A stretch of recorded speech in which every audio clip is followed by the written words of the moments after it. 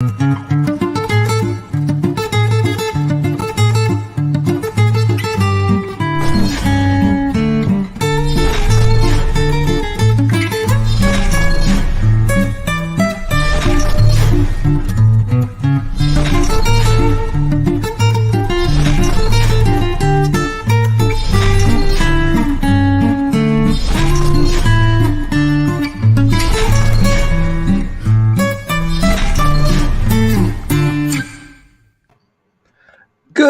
evening. I hope you're all doing really well this week.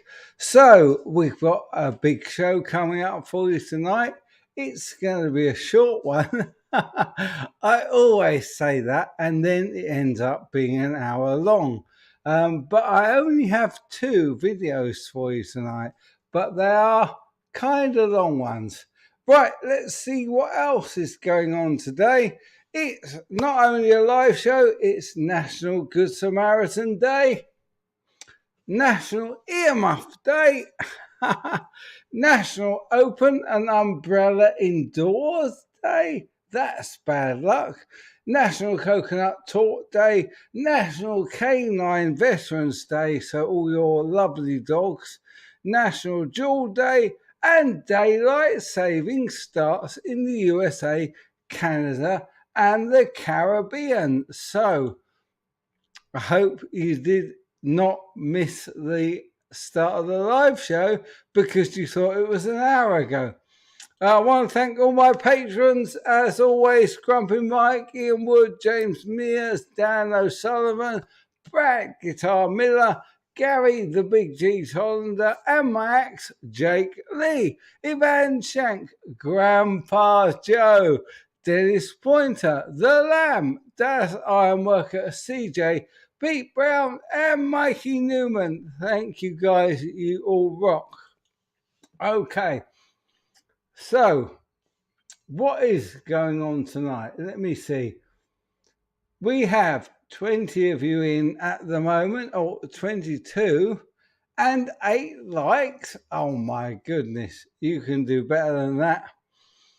Okay, let's see who we've got in.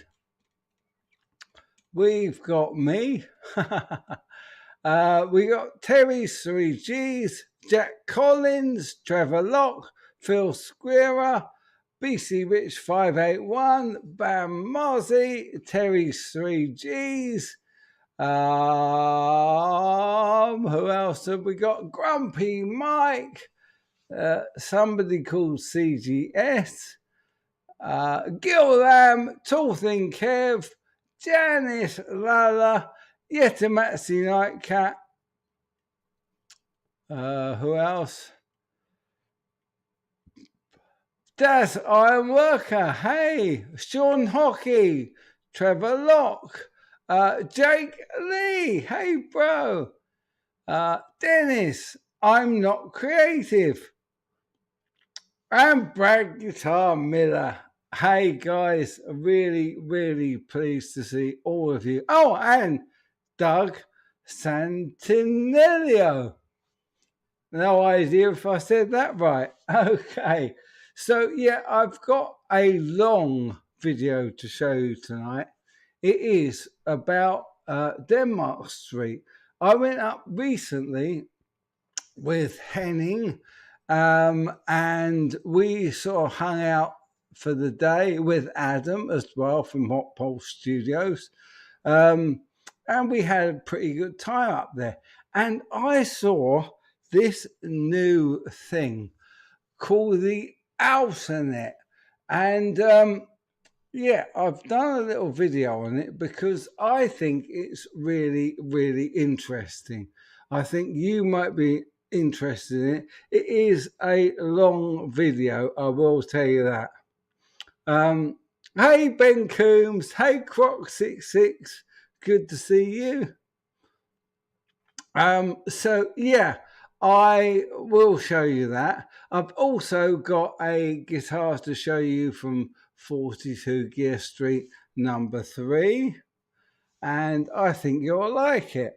So only 2 videos tonight. I'm quite happy to take some questions. And we'll see how we go. I have been working a show today as well. So if my voice sounds a little tired, I am a little tired tonight because I have been hanging lights, plotting lights, and yeah, we had a tech rehearsal today, and I've literally just come back from it. So just in time to do our live show. Let me see. If you want to ask any questions, just pop it at CGS in the chat, and I will see you. Oh, hello, Gear Junkie 35. Good to see you. And Philip Pitts. Oh, and don't forget, Ben will be streaming at 8 p.m. Eastern Standard tonight. Phil Squira says, what show are you working on? Well, it's a British show. Some of you will know it from the television. It's The Vicar of Dibley. So it's a play, a bit of a comedy. It is really, really funny. It's good fun. And, well, I've been hired to do the lights and audio and all that good stuff. Although I've got a mate that's doing the audio for me, and I'm just pushing the go button on the lights. So nice and easy, really, but setting it up and going up and down ladders and carrying heavy lights is a bit of fun, I tell you. Did I see someone saying Aaron's there? Oh, right, okay. Ben's got Aaron from the Allwus band on tonight. I love that guy. I love him. Awesome. So, yep, there you go, Phil. That's what show I'm working on.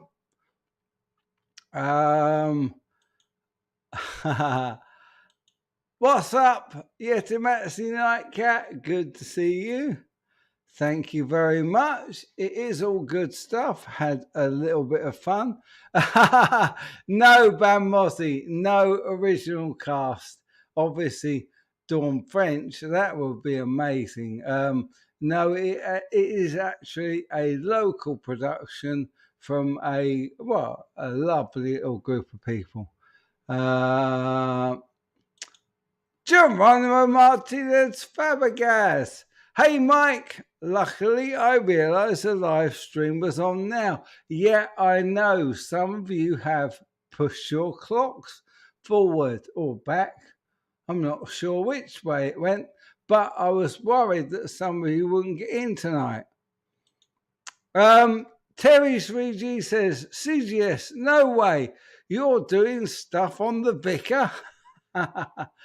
That show is quite a bit of hilarious British comedy. Yeah, it really is, man. It's very, very funny indeed.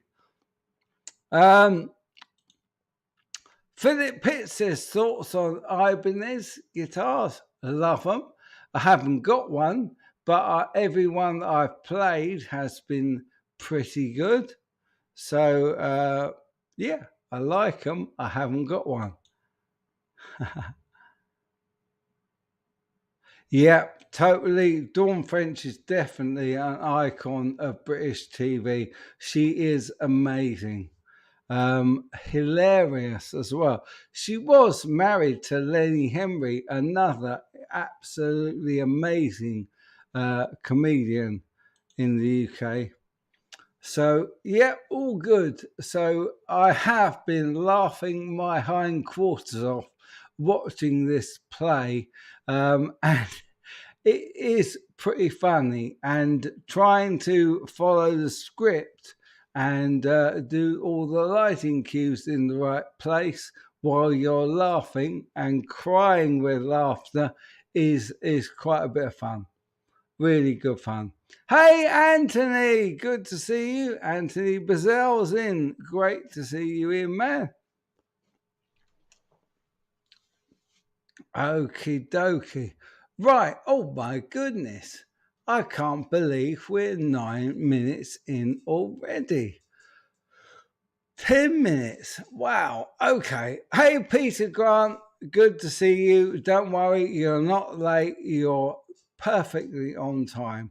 I think I'm going to give you the choice of whether you want to see the Denmark Street revival video or whether you would like to see the guitar I played at 42 Gear Street.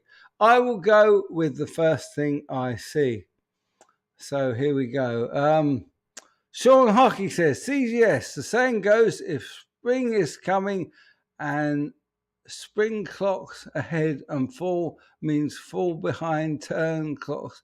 Okay, spring forward, fall back. Excellent. Oh, there we go.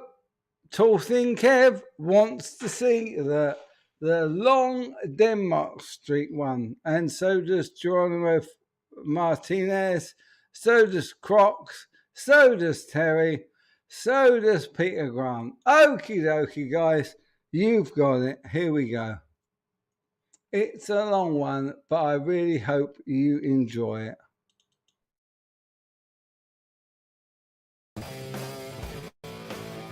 A multimedia commercial development worth more than £1 billion is set to open beside London's Tottenham Court Road tube station early next year, promising all the trappings of corporate. I should also say that I've used my footage of when I went up to Denmark Street with Henning and also with Rick Beato. Sorry, I forgot to say that.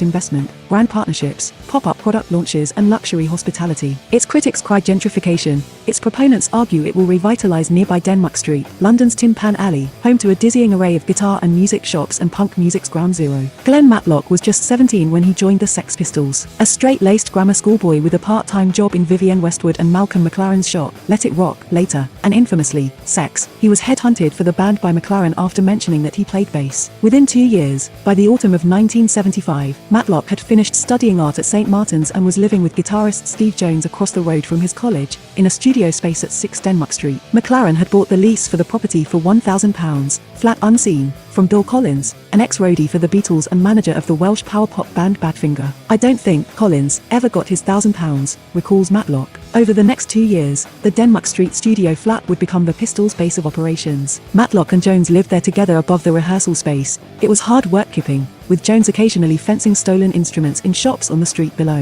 In 1977, Matlock left the band, but Denmark Street wasn't out of his life yet. Shortly after the Pistols broke up a year later, Matlock went on to lease the space himself and remembers jamming there with Chrissie Hynde, Mick Jones, and synth pop wizards Bronski Beat. Later, members of Bananarama also lived there, but that, says Matlock, was after I'd gone. Denmark Street is often referred to in cliched terms as the Mecca for rock and roll. This is true, in that it boasts a similar preponderance of bearded men, though they tend to be fonder of strong drink and leather jackets. The musical history of the flat at No 6 is typical of this 100-yard stretch of dirty asphalt, which has been a hub of the recording industry for nearly a century. Elton John and Bernie Taupin first wrote music together on Denmark Street in the 1960s and swapped ideas at the Lancaster Grill, a greasy spoon just around the corner. Bowie conceived of Ziggy Stardust at La Gioconda, a cafe at 9 Denmark Street and a favourite spot for Hendrix and the Small Faces. The Enemy and Melody Maker both had their offices on the street, as did the design studio Hypnosis, where art students thought up album covers for the likes of Pink Floyd and Electric Light Orchestra. Later, in the 1990s and until 2015, Denmark Street was home to the 12 Bar Club, where Adele, Jamie T, and the Libertines got their breaks. And yet, like its most famous residents, Denmark Street has aged. It's far from the rock paradise it was at its height, more middle-aged John Lydon than spitting, furious Johnny Rotten. The 12 Bar Club has been gone 5 years now, just one of the 20% of small UK music venues estimated to have closed between 2004 and 2019. London's have been the worst hit, as steep rents and high property prices induced venue owners to sell up. The Astoria, the area's other esteemed major music venue, was demolished in 2009, a compulsory purchase by the government to make way for Crossrail. Such is the rate of change around Denmark Street, it can often seem like the area is under siege, a cheap, scuzzy anomaly amid a sea of luxury London developments. In 2014, the architectural historian and columnist Simon Jenkins declared in the Evening Standard that Denmark Street was a mere ghost of its past. A month later, a Guardian article set out to explain why London's music scene has been rocked by the death of Denmark Street. Happily, They were wrong. It's far too soon to declare the road dead. Denmark Street remains the definitive London destination if you're in the market for a guitar.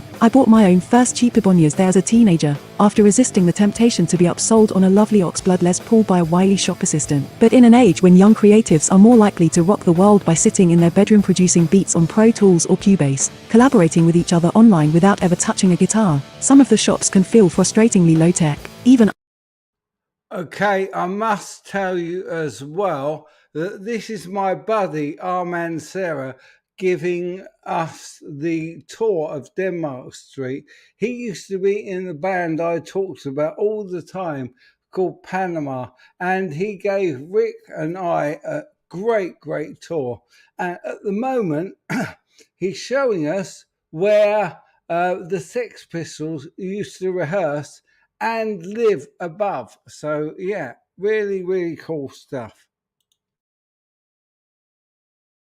unambitious. Jan Smosarski, the owner of Denmark Street music shop 66 Sounds, has worked on the street for 10 years and agrees that though the locale is still a draw for tourists and musicians alike, there's no guarantee it will remain so. It feels like an evergreen destination, Smosarski says. In the 2 years he has been running his own shop, which specializes in Gibson guitars, he's had high-profile visitors including Harry Styles and David Beckham. The area is still an icon of British music, but I think the landlords are aware that you can't rest on your laurels with that. Smosarski's right, they are more than aware. For most of the area's music shops, the landlord is Consolidated Developments, a company that has been buying up land in Soho for years. Founded in 1983, by 2018 Consolidated owns some £450 million in investment property around central London, including almost all of Denmark Street. It is, quite obviously, long past the point that squeezing guitar sellers for a few £1,000s of extra rent is going to have much effect on revenue. Instead, Consolidated has green-lighted one of the most ambitious building projects in London in living memory, leasing the block between New Oxford Street, Charing Cross Road, Earnshaw Way, and Denmark Street for a massive new development called Alternet. From February 2021, if Glenn Matlock heads to Denmark Street to buy guitar strings, he will be confronted as he walks out of Tottenham Court Road tube station with a massive, cavernous atrium partially open to the elements and entirely clad in sleek LED screens. What exactly will be on those screens will depend on the time and the day, but, broadly, it would likely come under the nebulous banner of sponsored content. Matlock would be looking at the most visible aspect of the Alternet development, the Now building, which will be home to the largest 360-degree, floor-to-ceiling 8K LED screens in the world, and will be available for hire by the very biggest brands. Say Adidas is dropping its new collaboration with Pharrell at Alternet that day. Matlock might have to push through the crowd staring up at the sneaker on the LED screens, before passing fans waiting to head into the new 2,000 capacity music venue below ground, where the idea is Pharrell would be booked into play. Or say there was a new Star Wars film out, he might have to skirt the premiere, as the film's trailer plays overhead on the atrium's huge screens and John Boyega and Daisy Ridley walk the red carpet below. If it sounds self-consciously futuristic, that's because it is. Alternet fits within a wider rejig of what ultra-central London will look like for the next couple of decades at least.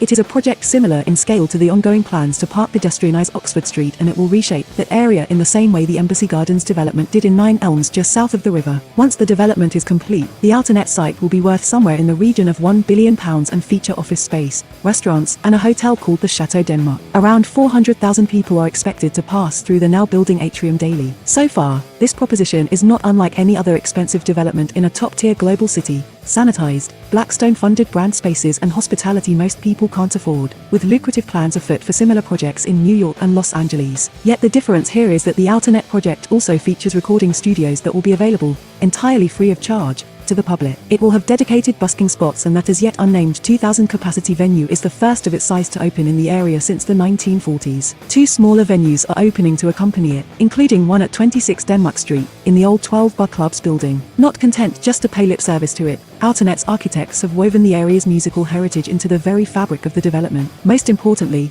they have guaranteed very favourable long-term leases to the music shops on Denmark Street. The vision, says Philip O'Farrell, is to launch the world's first connected, global, immersive entertainment brand. O'Farrell is the president and CEO of Alternet, and his CV reads like a list of the channels you or your children might have hopped as a teenager. He came to the project after 16 years as a vice president at Viacom, where he was responsible for running the commercial side of MTV, Paramount, Nickelodeon, Comedy Central and Bet Everywhere outside North America. O'Farrell has brought MTV XX with him onto the Alternet project and has been busy commissioning material by video artists and broadcasters to fill the screens, including signing a deal with Sir Ridley Scott's production outfit Black Dog Films. Naturally, Naturally, for a man who has spent his career at the top of one of the world's biggest corporate entities, O'Farrell's vision for Outernet is as hard-headed and business-driven as it is ambitious. To launch a live music venue in any city, particularly in London, he admits, is very, very hard to make work, because they're closed more than they're open. But add in the possibility of renting that same live venue out during the daytime for, say, a Nickelodeon event, plus the 400,000 captive pairs of eyes per day that will ogle whatever Nickelodeon chooses to beam up on the above-ground atrium.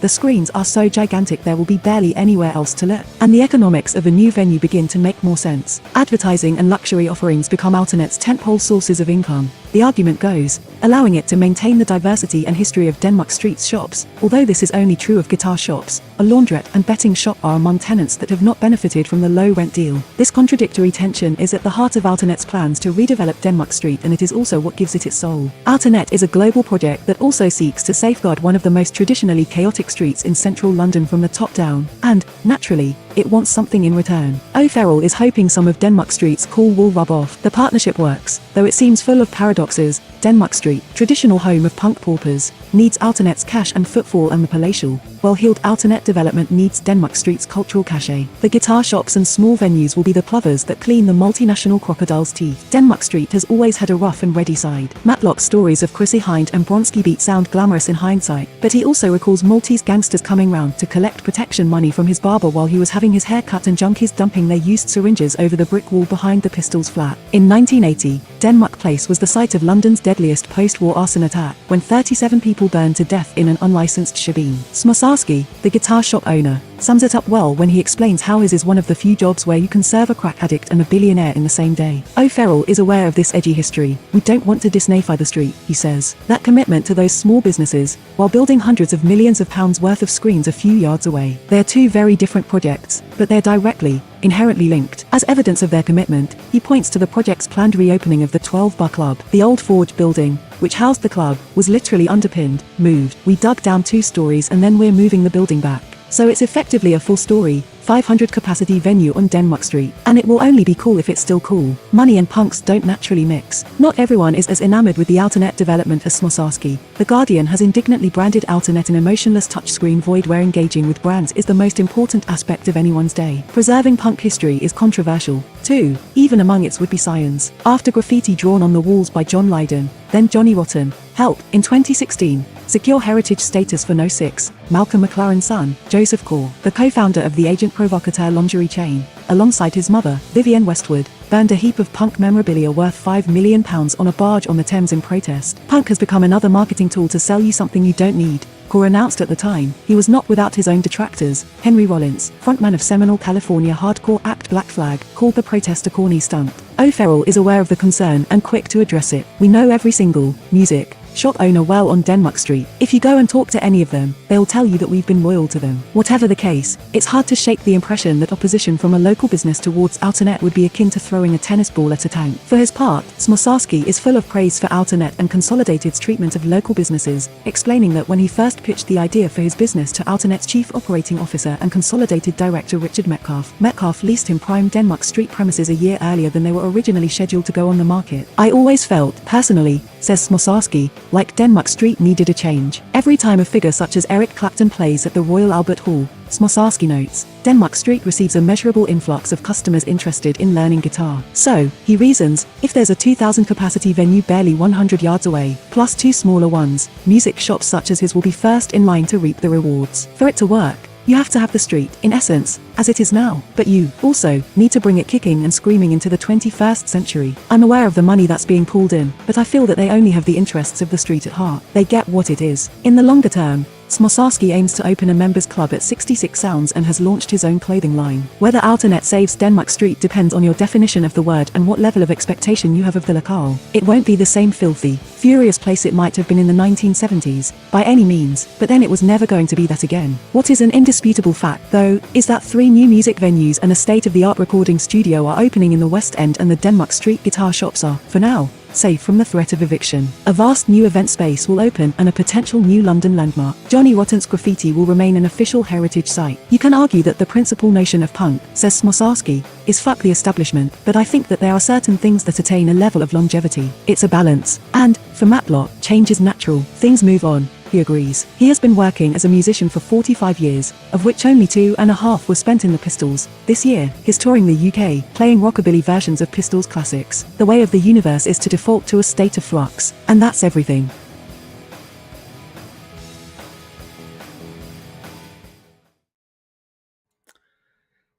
Yeah, so a very interesting state of affairs going on up there.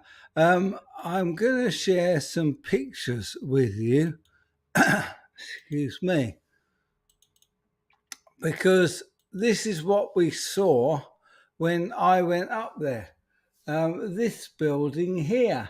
And it's not quite what they were intending, because they were intending to have it open out like that and show all of the massive screens. I do get what a lot of you are saying, in that it takes the soul out of it. But if it regenerates 3 new venues and gets people into checking out Denmark Street and all the good music stuff, it's got to be a good thing. There we go.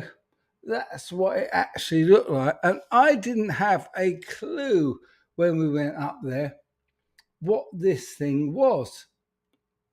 And yeah, it's called the Alternate. There it is being built. And I just think that it's actually quite a nice idea. I think having the idea of building something up and making it new and regenerating the area, it's got to be a good thing, surely. Let me see what you lot are thinking about it. Let me have a look.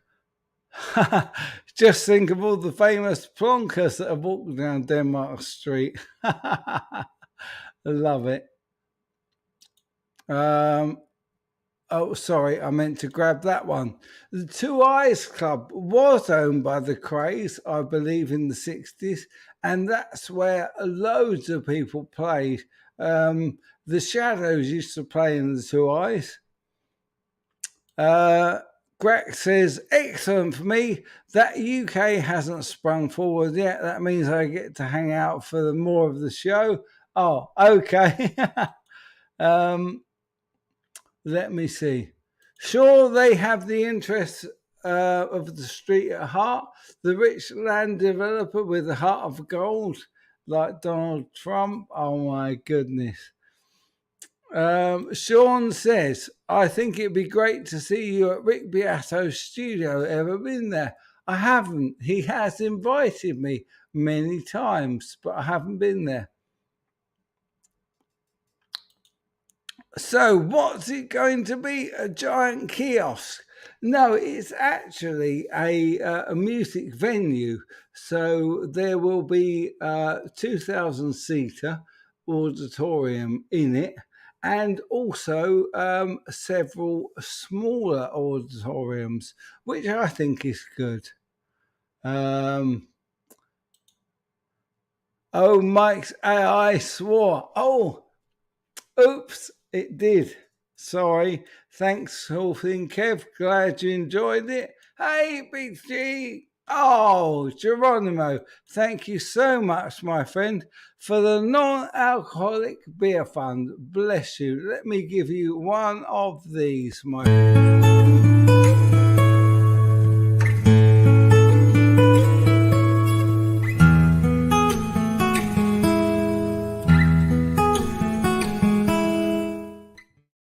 Always appreciated, never courted, my brother. Thank you so much. I'll put that towards the beer fund, the non-alcoholic beer fund. Bless you.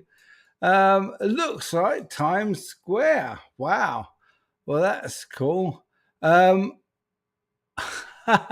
Brits allowed to have non-alcoholic beer? This one is. Let me see if there are any more CGSs.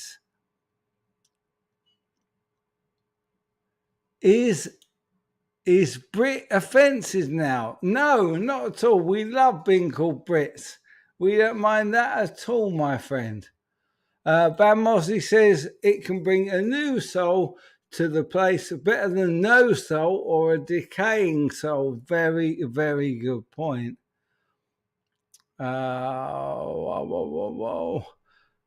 You've been down Denmark Street, but it's too far to go regularly. Yeah, I only go there once in a blue moon. You just saw all of my footage from it. Tall Thin Kev. One bit of trouble for smaller brands is how they're going to get there. I think you mean the charge is only going to go up. Well, one of the things that the Outnet has done is to make the rents in the shops cheaper. 6060, Jan, whatever his surname is, said in that little piece that he actually got a cheaper rent. So that is really good for them. Okay. Drax, not that I believe. After all, it's shortened from British. Yeah, we love being called Brits. Oh, I'm sure you're not, man. So, yeah, I like the idea of the Internet. I think if it can encourage people to play, if it's giving us new venues, which we haven't had in London for a long, long time, I think it's a great thing. And if it encourages people to go and play, also there's a free studio there for the public to use, which I think is really, really great. Where else can you find a free recording studio? You tell me. Not sure. Really, really not sure of anywhere where you can go and record for free. Whew. Okie dokie. Just checking your comments.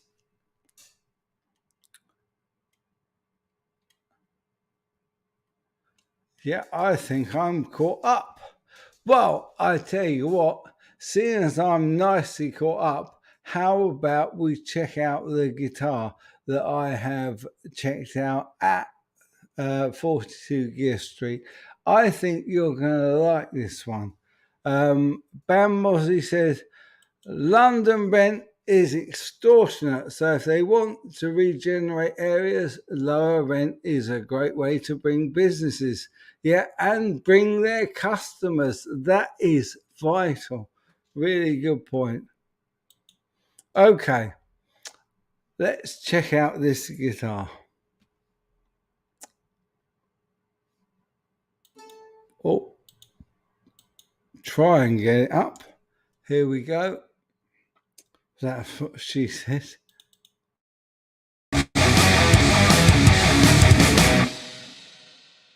And I'm checking out this tiny and beautiful harmony guitar today. What we're going to do, we're going to check out the tones through the Pocket Pod as usual. And also, I'm going to tell you a little bit about it. Going to link in the description down below to the Harmony website. And also, I'm going to give you my thoughts on how it plays towards the end of the video. So stick around for the end.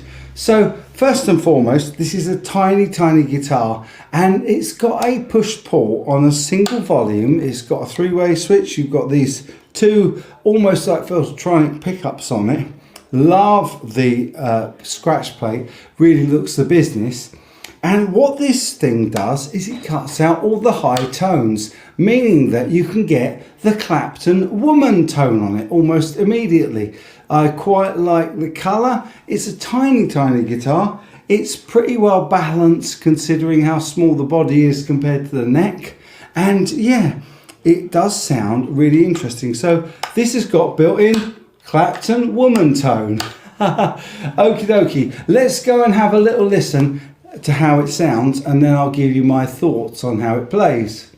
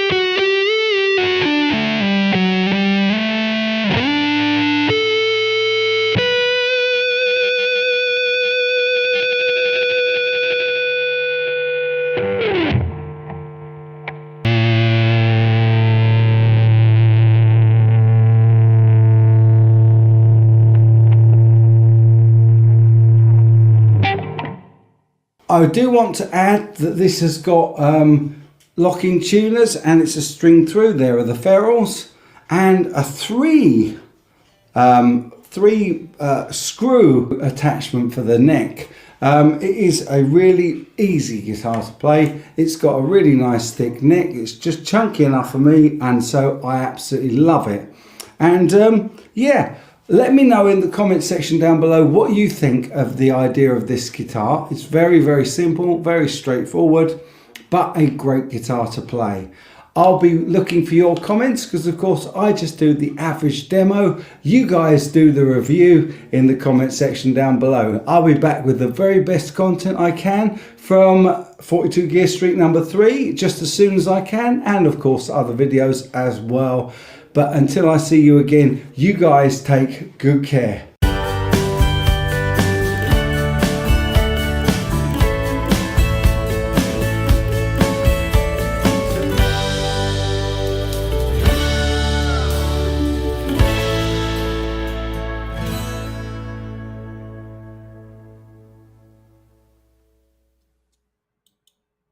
Yeah, so I knew that one would be a bit of a Marmite guitar.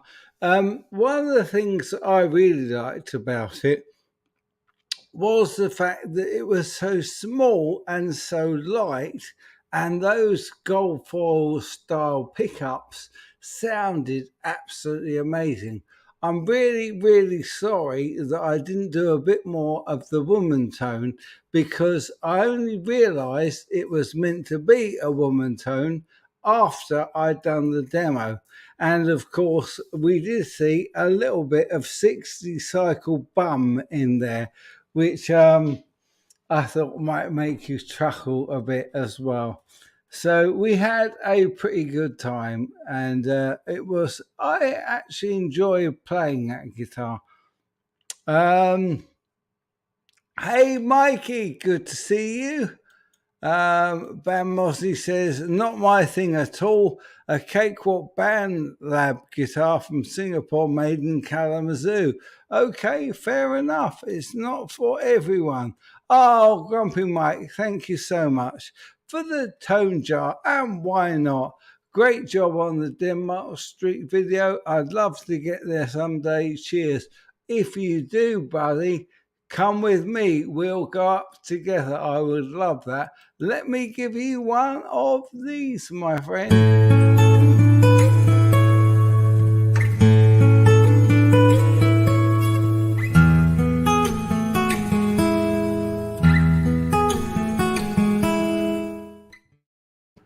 Yeah, thank you so much. That guitar has a great sound for a small, ugly guitar.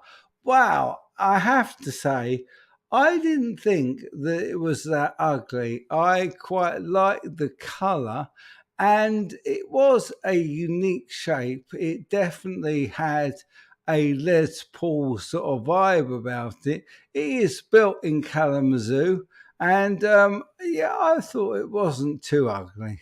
But there we go. Mikey Newman says, I love Denmark Street since it changed so much over the last 30 years. Absolutely. Yep. Sorry, I should have said that you thought it had a good sound, Crocs. Thank you. And of course, Grumpy Mike and I are going to go to Denmark Street at some point. That would be great, mate. Let me know if ever you get to come over to the UK. I would love to meet up, brother. All right, that's a good point. I like Hello guitars because of the sound, not of the look. I think actually, when it comes to playing guitars, the sound is the most important thing if you're playing in the studio and recording with it. But of course, when you're going to go on stage and play live, you want a guitar that looks good too. So, the good thing about ugly guitars is you don't see it if you're playing it. I love it. Janice had to rewind to see the moon. Yep, well, that was Ryan from 60 Cycle Hum making me die with laughter while I was recording that video. He is such a character. Love it. And yes, I'm actually Nightcat having a bit of a laugh. Oh, cool, man. Yeah, please do. If ever you make it over to the UK, we have to meet up, brother. Van Mosley says, you know me, each their own, of course, but that style doesn't do it for me. That's fair. Ugly one is a word. Just saying unappealing looks can get the sounds I want from my guitars. Well, you've got an amazing collection, brother. Really have. If I like the feel of a guitar, if it feels right, I can play it better, then the sound is very close second. Good point. It has to be a player if you're going to record with it.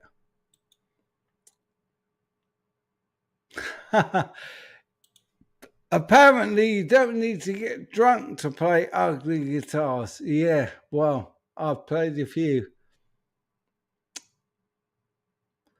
True, and you have got some great looking guitars, Ben Mossy. You really have.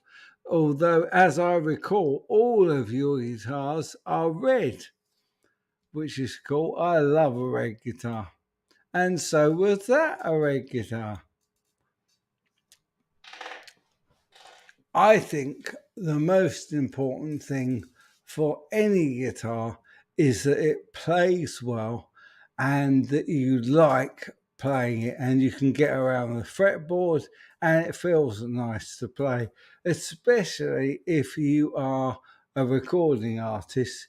You want a guitar that you can really make your own and get the expression out that you really want to get out with your music. I think that's the most important thing. But let me know if you think differently. Mikey Newman says, I own an Ibanez Fireman and not many people like it. I love it and it sounds like a monster. Well, there you go, man. The point is, if you love it, then you will play it. And that's the whole point of guitars. It's about picking them up and playing them and enjoying them. That's all it's about, isn't it? Well, that's what I think anyway. Goodness me, I'm getting really rather hot and under the collar here. It's been a long day. Obviously, doing the getting in for the show, and also this morning I had to edit both of those videos down for you. So I was up nice and early getting those videos done, and yeah, absolutely shattered now. Hendrix is in. Wow. Hendrix Blue says, love the Monterey Strat videos. Any more Jimmy guitar vids in the pipeline? Much appreciated. Yeah, there are. I've got one more Monterey Strat video, and I've also got a video that I can put together about his Woodstock Wah, which is also another very interesting story. So, yeah, I've got that coming up. But thank you. I saw your message earlier on one of my videos, and I really appreciated it, mate. Thank you very much for that. Yeah, I will, Janice. I do need to take a little bit of care. It's been a long day. Let me see. Grumpy Mike says, playing and sounding good is really the only important things. Yeah, looking good is just icing on the cake. So true. All but one of your guitars is red. But red is your favourite colour. Charcoal grey cherry burst. Yeah, love it. Awesome. Mark Dalton has bought himself a Gibson SG Standard last week, and it plays better than all his other guitars. He loves it. That is so cool. You're most welcome, Mr. Hendrix. I do wish you were Mr. Hendrix. Awesome, man. Awesome. Bam Mosley says, and they all play beautifully, sound amazing, etc. But I wouldn't buy a blue guitar regardless. That's a pity to some, I know, but looks matter too. Yeah, I think they sometimes do, but I think they are at least possibly fourth place. I think the first and most important thing is playability, that you really feel like you can express yourself on the guitar. I then think the tone is really important. And yeah, maybe the look, but only if you're going to play it on stage. You also, if you're doing stuff like I do in the studio, then you want to sound really good. And that's, I would say, third. And then looks, yeah, I think probably fourth. Oh, thank you, Phil. Really appreciate that, man. I'm glad you've enjoyed the stream. It might be a little bit shorter tonight. We're coming up to 50 minutes. Maybe we can have a well-earned rest tonight. And thank you for the break a leg with the production. It should be a lot of fun. Grumpy Mike's just realised I don't have a single green guitar. Maybe I need a green guitar. I've got one. Let me show you.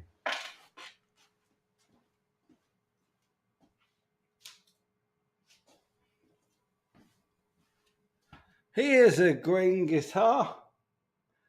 It's actually a Harley Benton that I put these bird stickers on. And this actually plays really nice. There we go. my green Harley Benton, the green goddess.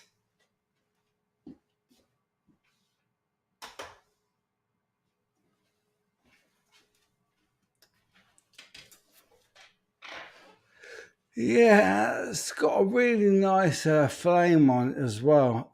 Geronimo says, I have all sorts of colours on my guitars. I'm only missing a white one. Hopefully it'll be Harley Benton Explorer with EMGs. Nice, when they're back in stock.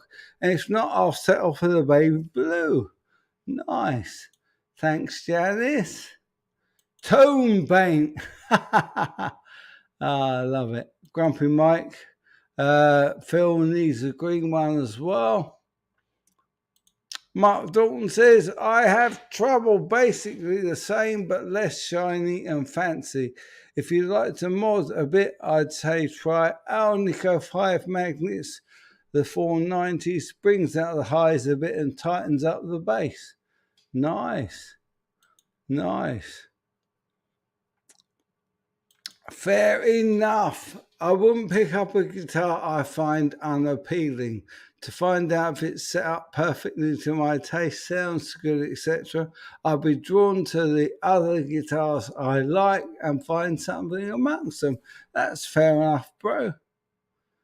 I love green guitars. You've got 6 of them. Wow, Jake. I think you brought one down with you.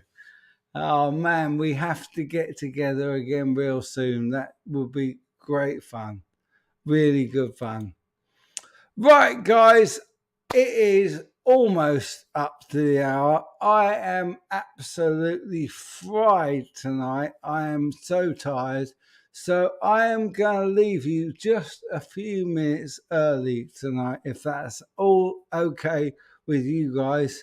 And we'll catch up real soon, and hopefully we'll have a good show next week as well. I'm not sure what time the get out is for this show, but I will do my best to be here next week. As always, my friends, I'll leave you with one thought, and that is you take good care.